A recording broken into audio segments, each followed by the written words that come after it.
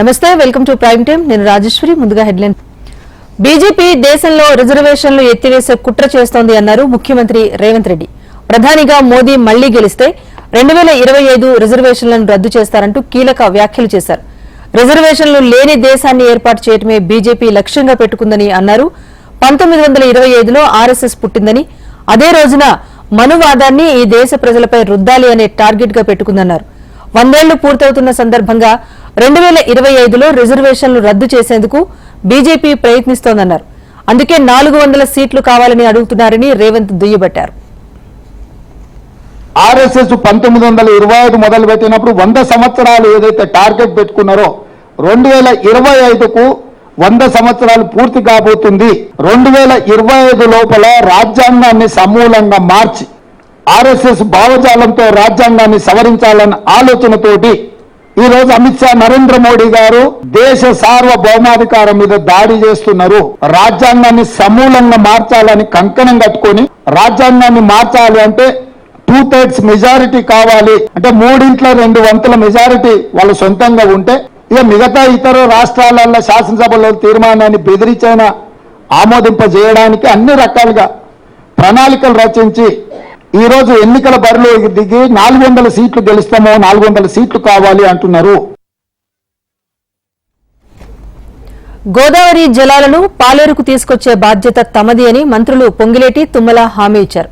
Parliament ఎన్నికల్లో BRS పార్టీకి ఒక్క సీట్ సైతం రాకుండా పనిచేయాలని కార్యకర్తలకు దిశానిర్దేశం చేశారు. 10 ఏళ్ల పాటు కేంద్రంలో అధికారంలో ఉన్న బీజేపీ రాష్ట్రానికి చేసిందేమీ లేదు అంటూ తుమ్మల నాగేశ్వరరావు ఆరోపించారు. 4 నెలల క్రితం రాష్ట్రంలో బీఆర్ఎస్ పార్టీని తరిమివేసినట్లే దేశంలోనూ బీజేపీని ఓడించాలన్నారు పొంగులేటి శ్రీనివాసరెడ్డి. ఈ రాష్ట్రంలో 10 సంవత్సరాలు ఏవైతే పట్టి పీడించిన శనిని 4 నెలల క్రితమే పారదోలాం. అదే రకంగా కేంద్రంలో 10 సంవత్సరాలు కొత్తగా ఏర్పడిన తెలంగాణ రాష్ట్ర అభివృద్ధికి ఈసమెత్తు కూడా సహకరించిన కేంద్ర ప్రభుత్వాన్ని, మత తత్వాలను రెచ్చగొట్టే కేంద్ర ప్రభుత్వాన్ని, కులాలను రెచ్చగొట్టే కేంద్ర ప్రభుత్వాన్ని దించాల్సిన సమయం ఆసన్నమైంది. ఈ దేశం కోసం సర్వస్వం త్యాగం చేసినటువంటి గాంధీ కుటుంబాన్ని మళ్లీ ఈ దేశంలో వామపక్షాల సహాయ సహకారంతో ఈ యొక్క అదానీ అంబానీ యొక్క ప్రభుత్వాన్ని పక్కన పెట్టి పేదల కోసం పనిచేసేటటువంటి ప్రభుత్వం, రైతుల కోసం పనిచేసేటటువంటి ప్రభుత్వం, మహిళల కోసం పనిచేసేటటువంటి ప్రభుత్వం, కష్టజీవుల కోసం పనిచేసేటటువంటి ప్రభుత్వం కావాలని ఇండియా కూటమి ఈరోజు దేశవ్యాప్తంగా ప్రయత్నం చేస్తుంది. 10 ఏళ్ల బీఆర్ఎస్ పాలనలో పాలమూరు బ్రహ్మాండంగా అభివృద్ది చెందిందని మాజీ ముఖ్యమంత్రి కేసీఆర్ అన్నారు. కేసీఆర్ చేపట్టే రోడ్ షో ఉమ్మడి మహబూబ్ నగర్ జిల్లాలో 2వ రోజు కొనసాగింది. నాగర్ కర్నూల్ బీఆర్ఎస్ ఎంపీ అభ్యర్థి ఆర్ఎస్ ప్రవీణ్ కుమార్ తరపున కేసీఆర్ ప్రచారం నిర్వహించారు. అబద్దపు హామీలతో కాంగ్రెస్ పార్టీ అధికారంలోకి వచ్చిందంటూ విమర్శించారు. రైతు బంధు, రుణమాఫీ, వరి పంటకు బోనస్, కళ్యాణ లక్ష్మి, ఆడబిడ్డలకు స్కూటీ హామీలను కాంగ్రెస్ పార్టీ నెరవేర్చిందా అంటూ నిలదీశారు కేసీఆర్. చాలా ఆనందపడ్డా, నేను చాలా సంతోషపడ్డా. ఎక్కడికక్కడ వరి కోతలు, ఎక్కడికక్కడ వరి కోసే మిషన్లు, ధాన్యపు రాసులు చాలా బ్రహ్మాండంగా నా హృదయానికి ఆనందం కలిగింది. నా పాలమూరు ఇంత బాగైంది అని చాలా చాలా నేను సంతోషపడ్డా. మొన్న అడ్డగోలు హామీలు ఇచ్చి దుష్ప్రచారాలు చేసి వాళ్ళ నోటికొచ్చిన మాటలు చెప్పి కేవలం 1.5% ఓట్లతోని కాంగ్రెస్ అధికారంలోకి వచ్చింది. ఎన్ని మాటలు చెప్పినారు? రైతు బంధు అందరికి వచ్చిందా? అందరికి రాలే. అయా ముఖ్యమంత్రి, ఇది ప్రజల భాష, నేను ప్రజల మధ్య నిల్చొని మాట్లాడుతా ఉన్నా. ప్రతి ఆడపిల్లకు 2500 వచ్చినాయా? 2 లక్షల రుణమాఫీ అయిందా? కళ్యాణ లక్ష్మి తులం బంగారం వచ్చిందా? ఆడపిల్లలకు స్కూటీలు వచ్చినాయా? వరికి 500 బోనస్ వచ్చిందా? అది బోగసే అయిందా? ఎండింది ఎండంగా మా కష్టపడి రైతులు పండించి ధాన్యం తెచ్చి కొనుగోలు కేంద్రాలలో పెడితే దానికి కొనే దిక్కు లేదు. రాబోయే ఎన్నికల్లో మళ్లీ అధికారంలోకి వస్తామని ఆశాభావం వ్యక్తం చేశారు BRS working president KTR. BRS ఆవిర్భావ దినోత్సవం సందర్భంగా తెలంగాణ భవన్లో పార్టీ జెండాను కేటీఆర్ ఆవిష్కరించారు. తమను ఎవరెంత కించపరిచినా తాము కుంగిపోమని చెప్పుకొచ్చారు. ఎన్నో పోరాటాలతో లక్ష్యంతో తెలంగాణ సిద్ధించిందని గుర్తు చేశారు. కేసీఆర్ నాయకత్వంలో రాష్ట్రం అభివృద్ది చెందిందన్నారు. దురదృష్టవశాత్తు 2023 ఎన్నికల్లో ఓటమి పాలయ్యామని, ఇప్పుడు ప్రజలు మళ్లీ కేసీఆర్నే కోరుకుంటున్నారని అన్నారు. డిసెంబర్లో జరిగిన తెలంగాణ ఎన్నికల్లో మనకి అనుకున్న ఫలితాలు రాకపోవడం వల్ల అనుకున్నంత వేగంగా ముందుకు పోవడం లేదు. కానీ నాకైతే సంపూర్ణమైన విశ్వాసం ఉంది. కేసీఆర్ గారు ఏ పని తలపెట్టినా, ఏ కార్యాన్ని తీసుకున్నా చివరిదాకా తీసుకెళ్లే నాయకుడు, చివరిదాకా ఆ లక్ష్యం సఫలమయ్యేదాకా ముందుకు పోయే నాయకుడు కేసీఆర్ గారు. గత 23-24 ఏళ్లలో కులము మతము అనే రాజకీయం చేయకుండా ప్రజలను ఏకీకృతం చేసి వారి సమస్యల పట్ల పోరాడుతూ డాక్టర్ బాబాసాహెబ్ బిఆర్ అంబేద్కర్ చెప్పినట్టు బోధించు, సమీకరించు, పోరాడు అనే అంబేద్కర్ తత్వాన్ని పూర్తి స్థాయిలో జీర్ణించుకుని పూర్తి స్థాయిలో అదే బాటలో ఆచరిస్తూ నడుస్తున్న పార్టీ భారత రాష్ట్ర సమితి. ఒక ప్రజాస్వామిక పందాలో లక్షల సంఖ్యలో ఎక్కడికక్కడ ప్రజల్ని సమీకరిస్తూ వారికి ఏ సమస్య వచ్చినా పోరాడుతూ ప్రజాస్వామ్యంలో ప్రజల యొక్క ఆలోచన విధానాన్ని ప్రతిబింబిస్తూ ముందుకు పోతా ఉన్నాం. కేసీఆర్ లేకుంటే తెలంగాణ లేదని, తెలంగాణ లేకుంటే సిద్దిపేట జిల్లానే ఉండేది కాదన్నారు మాజీ మంత్రి హరీష్ రావు. బీఆర్ఎస్ ఆవిర్భావ దినోత్సవం సందర్భంగా సిద్దిపేట జిల్లా పార్టీ కార్యాలయంలో జెండా ఆవిష్కరించారు. హైదరాబాద్ జలదృశ్యంలో ప్రారంభమైన తెలంగాణ ఉద్యమం నేడు దేశానికే ఆదర్శమైందన్నారు. పదవులకు రాజీనామా చేసి ఉద్యమం ప్రారంభించామని గుర్తు చేశారు. 10 ఏళ్లలో తెలంగాణను దేశానికి ఆదర్శంగా నిలిపిన ఘనత కేసీఆర్కే దక్కిందన్నారు హరీష్ రావు.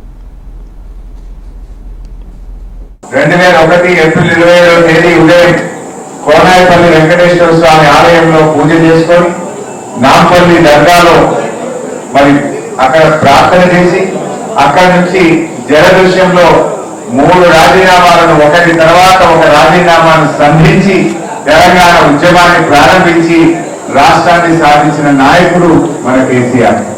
మన కేసీఆర్ లేకపోతే తెలంగాణ రాష్ట్రమే లేదు. తెలంగాణ రాష్ట్రమే లేకపోతే మన సిద్దిపేట జిల్లానే లేదు. ఇవాళ రాష్ట్రాన్ని సాధించిండు, ప్రజల ఆకాంక్షలు అయినటువంటి జిల్లాలను సాధించింది మన కేసీఆర్. తెలంగాణని సాధించడమే ఒక గొప్ప విజయం. ఆ సాధించిన తెలంగాణలో దేశానికి ఆదర్శంగా ఉండే ఎన్నో కార్యక్రమాలను అభివృద్ధి. బీఆర్ఎస్ అధినేత మాజీ ముఖ్యమంత్రి కేసీఆర్ పార్టీ ఆవిర్భావ దినోత్సవం సందర్భంగా అభిమానులకు గుడ్ న్యూస్ చెప్పారు. ఎక్స్ లో ఖాతా తెరిచి సామాజిక మాధ్యమం ద్వారా మరింత చేరువయ్యారు.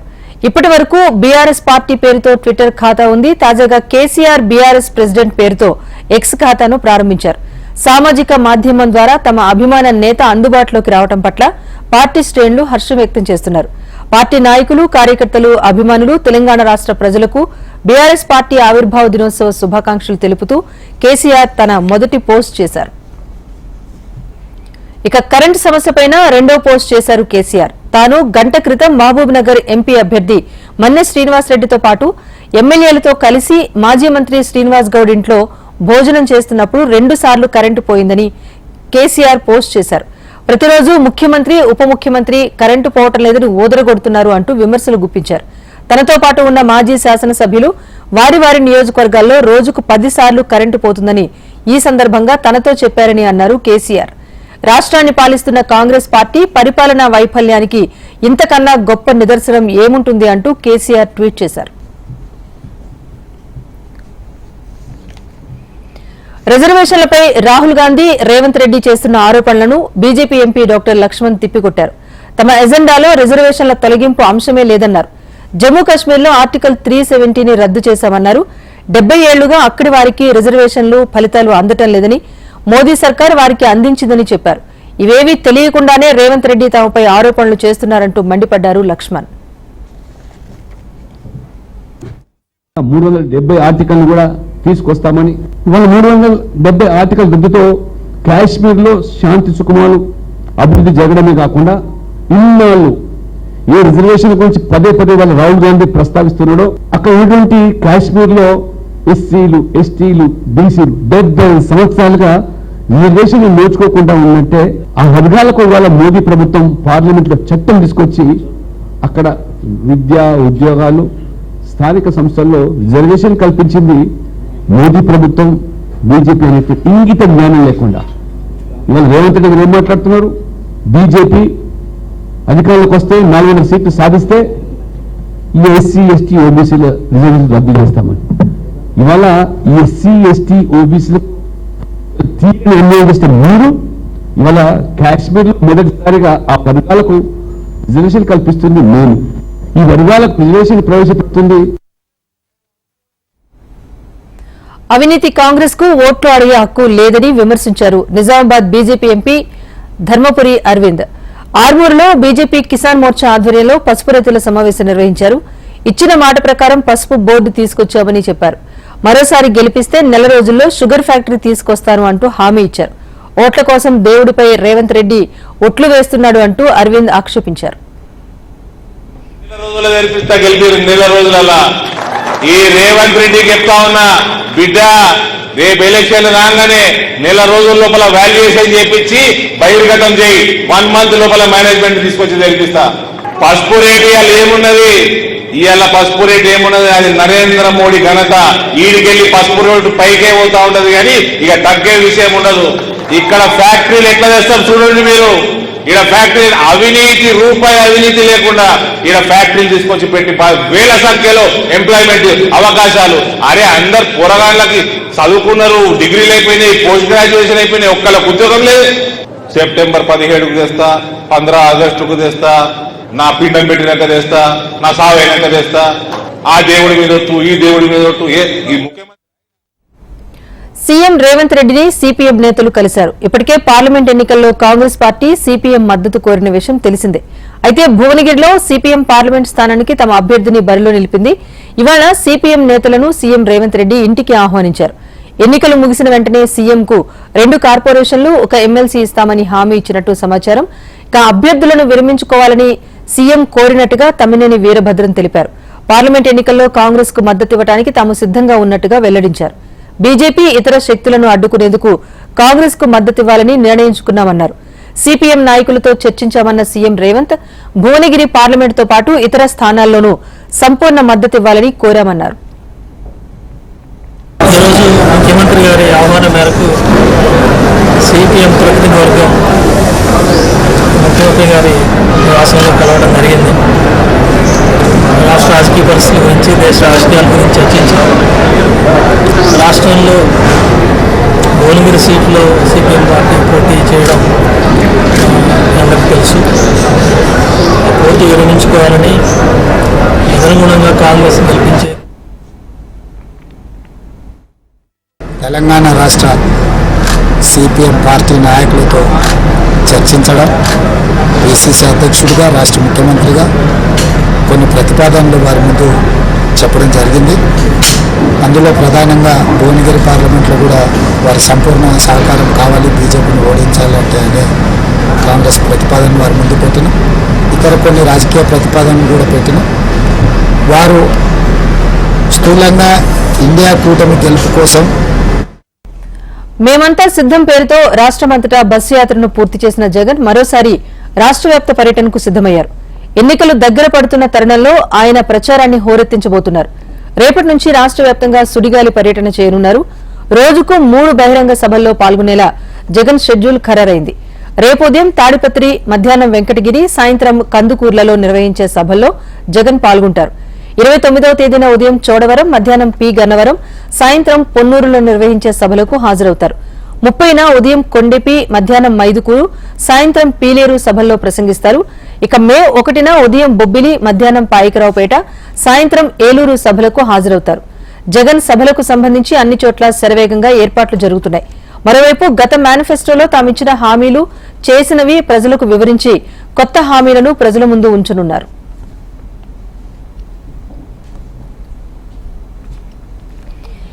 ఏపీ గత 58 నెలల కాలంలో హామీలు అమలు చేసిన తీరు చరిత్రలో నిలిచిపోతుందని ముఖ్యమంత్రి వైఎస్ జగన్మోహన్ రెడ్డి అన్నారు.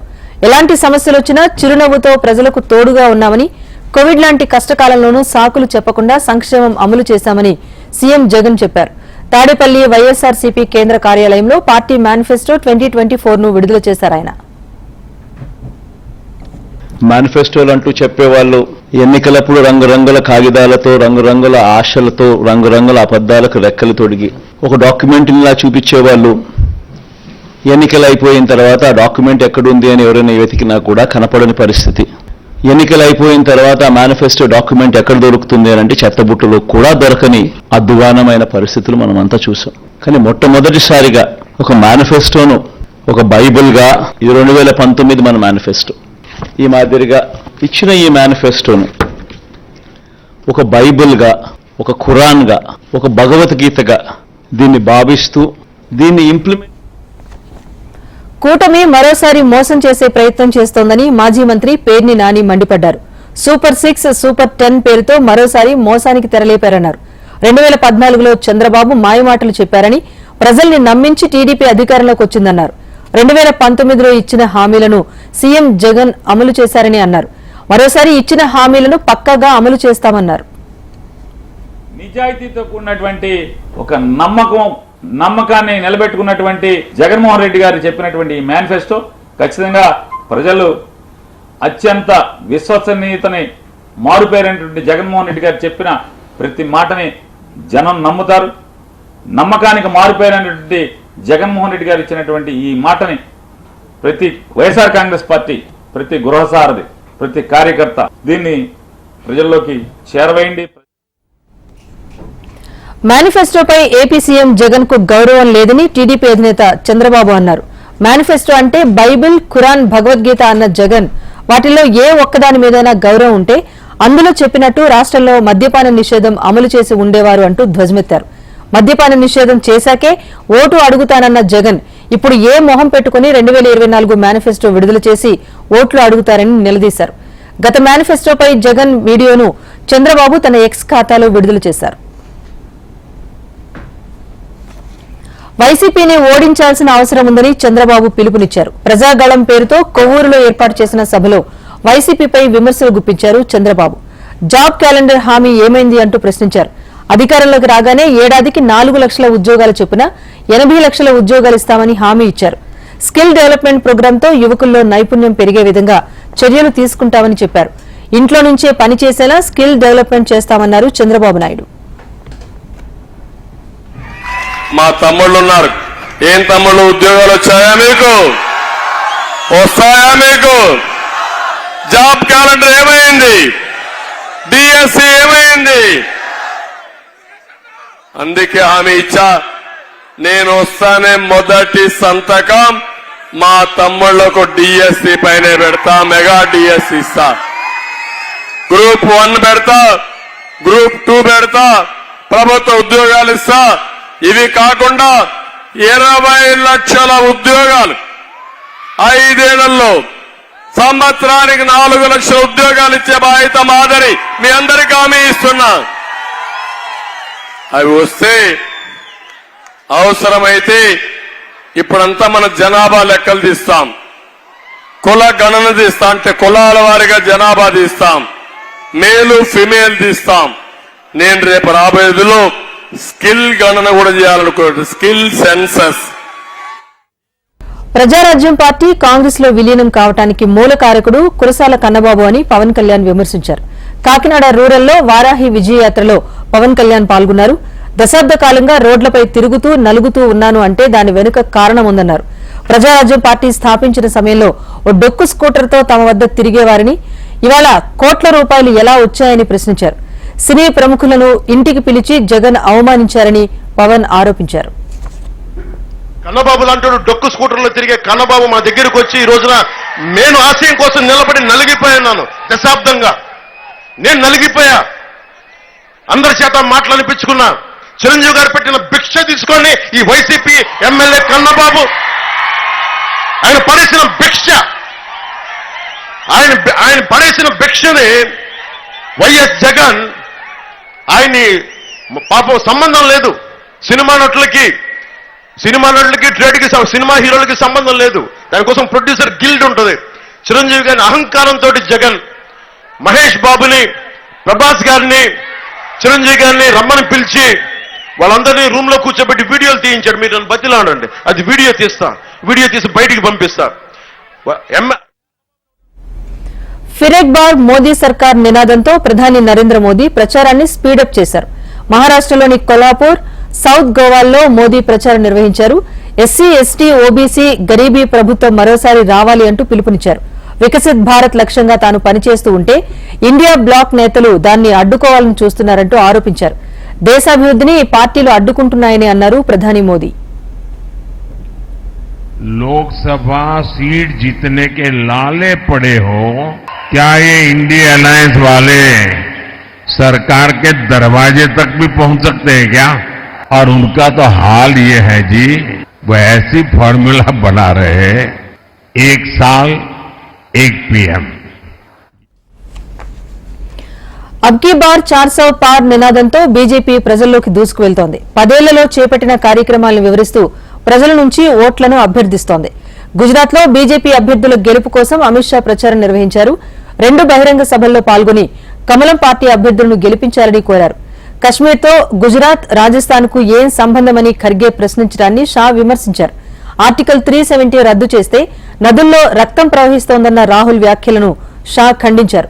5 ఏళ్లలో కశ్మీర్లో ఒక్క రాయి సైతం సైనికులపై పడలేదని, కాంగ్రెస్ హయాంలో బాంబు పేలుళ్లు జరిగేవి అంటూ విమర్శించారు అమిత్ షా.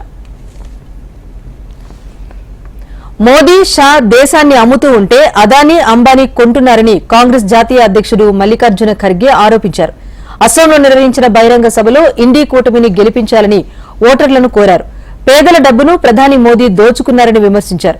ధనికులకు 16 లక్షల కోట్ల రుణాన్ని మాఫీ చేశారని, మరి రైతులకెందుకు మాఫీ చేయటం లేదని ప్రశ్నించారు. దేశంలో నెహ్రూ, ఇందిరాగాంధీ ఎన్నో పరిశ్రమలు స్థాపిస్తే రైల్వేలు, రోడ్లు, ఓడరేవులు, విమానాశ్రయాలను బీజేపీ అమ్మేస్తోందన్నారు మల్లికార్జున ఖర్గే.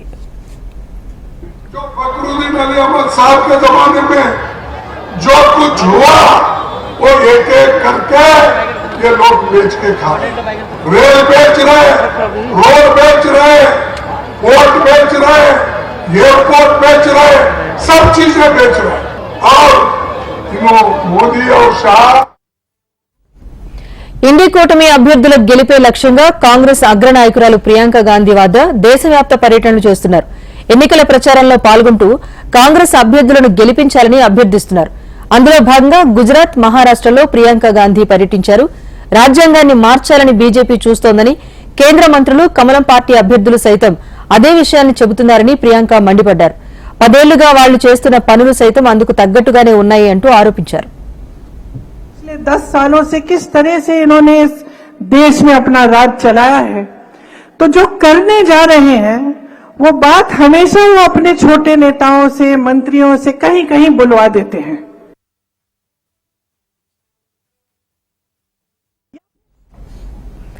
అందాల పోటీ అనగానే ముందుగా టీనేజ్ అమ్మాయిలే గుర్తుకొస్తారు. ఆ ఆలోచనలను పటాపంచలు చేస్తూ అర్జెంటీనాకు చెందిన అలెజాండ్రా సరికొత్త చరిత్ర సృష్టించారు. 6-10 వయసులో అందంతో కుర్రకారు మతి పోగొడుతున్న ఈ భామ తాజాగా మిస్ యూనివర్స్ ప్రాతినిధ్యం కోసం జరుగుతున్న పోటీలో కిరీటాన్ని దక్కించుకున్నారు. అర్జెంటీనాలోని బ్యూనస్ ఎయిర్స్ లో ఇటీవల అందాల పోటీలు జరిగాయి. ఇందులో 60 ఏళ్ల Alejandra miss universe Buenos heirs title ను గెలుచుకున్నారు. అందాల పోటీల్లో ఈ వయసులో కిరీటం పొందిన తొలి మహిళగా ఆమె రికార్డు సృష్టించారు. ఈ ఏడాది మే నెలలో జరగబోయే మిస్ యూనివర్స్ అర్జెంటీనా పోటీల్లో ఈమె బ్యూనస్ ఎయిర్స్ తరపున ప్రాతినిధ్యం వహించనున్నారు.